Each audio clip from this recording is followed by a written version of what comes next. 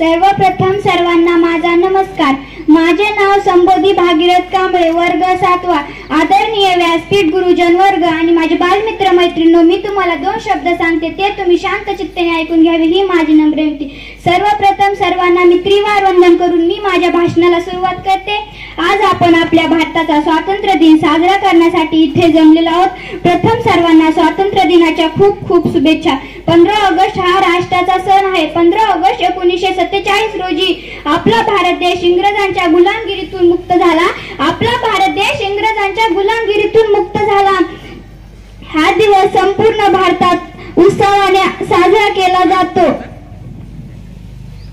हा दिवस पूर्ण भारतात उत्सवाने साजरा केला जातो। शेवटी एवढेच म्हणते की पानी ना हो तो नदियाँ किस काम की, पानी ना हो तो नदियाँ किस काम की, आंसू ना हो तो आंखें किस काम की, आंसू ना हो तो आंखें किस काम की। एवढे बोलून मी माझे 2 शब्द संपवते। जय हिंद, जय भारत।